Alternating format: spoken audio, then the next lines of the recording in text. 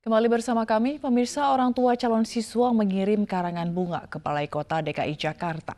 Karangan bunga berisikan kekecewaan mereka atas PPDB sistem zonasi yang menghambat siswa berprestasi tak lolos karena usia.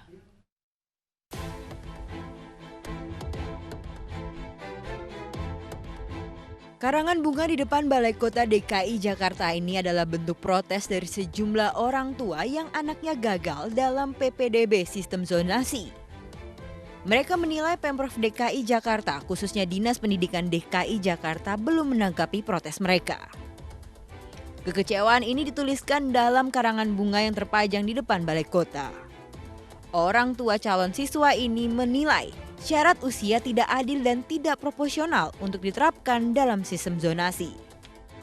Kalau menurut saya ya harusnya proporsionalnya itu bukan berarti terus-terusan dipakai jalur usia semata-mata. Jadi ada proporsional. Misalnya di KJP, kalau misalnya dia mau batasan usia, ya usianya dibatasin usia berapa, kemudian berapa kuota yang harus dia terima.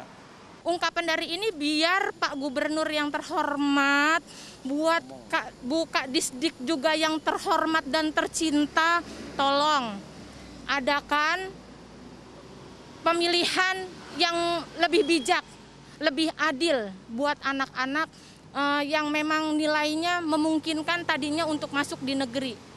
Itu harapan kita, itu anak kita mau sekolah. Pada Juni lalu, Dinas Pendidikan DKI Jakarta telah menutup seleksi penerimaan peserta didik baru jalur zonasi 2020 jenjang SMP dan SMA. Di jenjang SMP, 30.011 siswa diterima dari jalur zonasi. Sementara di jenjang SMA, 12.684 siswa diterima. Jumlah siswa dari jalur zonasi ini merupakan 40% dari total kuota siswa baru. Bila ditelusuri, sebaran usia PPDB di jenjang SMP berkisar 10 hingga 15 tahun. Dengan presentasi terbesar pada rentan 12 tahun sebesar 67,3%, disusul 13 tahun sebesar 29,6%. Sementara di jenjang SMA, calon siswa yang diterima berkisar 13 hingga 20 tahun. Dengan presentasi terbesar, pada usia rentan 16 tahun sebanyak 52,8%, disusul rentan usia 15 tahun sebesar 39,7%. Pendaftar tertua yang diterima berusia 20 tahun sebanyak 7 siswa. Aksi protes orang tua siswa atas sistem zonasi berdasarkan usia bahkan sampai di gedung legislatif. Komisi 10 DPR RI pun meminta Kemendikbud untuk segera memperbaiki sistem PPDB di DKI Jakarta tahun ini. Alih-alih merevisi, Disdik DKI Jakarta malah menambah jalur, yakni jalur zonasi berdasarkan wilayah rukun warga yang juga belum menyelesaikan kekecewaan siswa yang gagal sebelumnya. Dari Jakarta, tim liputan iNews melaporkan. Ketua Umum Partai Golkar, Airlangga Hartarto, menyambangi kediaman Ketua Umum Partai Gerindra, Prabowo Subianto, Senin sore. Pertemuan membahas banyak hal, salah satunya membahas koalisi di Pilkada 2020.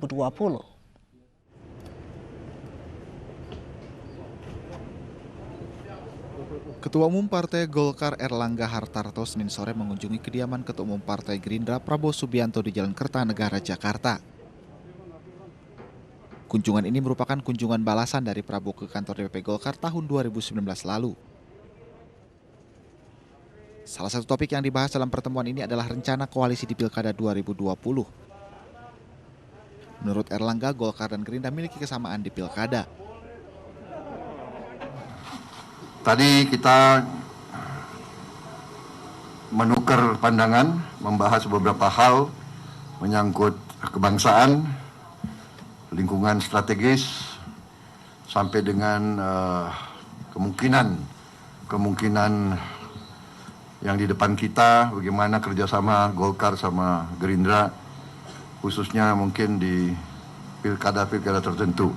Tadi disampaikan banyak ada persamaan di dalam pilkada dan ada juga yang berbeda. Tadi menggarisbawahi apa yang disampaikan Bapak Prabowo bahwa perbedaan dalam pilkada itu sesuatu yang normal dan wajar-wajar saja, tetapi kita sepakat bahwa kita semua mendukung dan menjaga persahabatan, menjaga NKRI, dan kita berjuang untuk kemajuan Indonesia. Jadi lebih baik.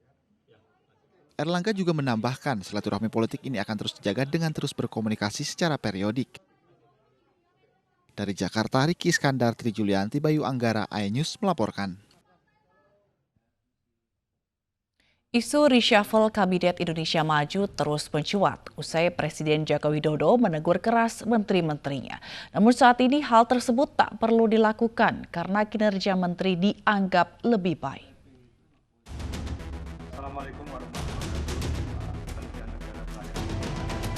Istana melalui Menteri Sekretaris Negara akhirnya angkat bicara mengenai pernyataan Presiden Joko Widodo yang menyebut akan merombak jajaran kabinetnya karena dianggap tidak bekerja maksimal saat menangani pandemi COVID-19 pada sidang kabinet 18 Juni lalu.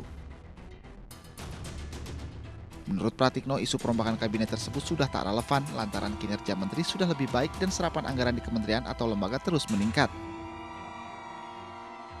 Artinya apa? Artinya teguran keras tersebut punya arti yang signifikan. Teguran keras tersebut dilaksanakan secara cepat oleh kabinet. Jadi ini progres yang bagus. Jadi kalau progresnya bagus, ngapain di reshuffle gitu.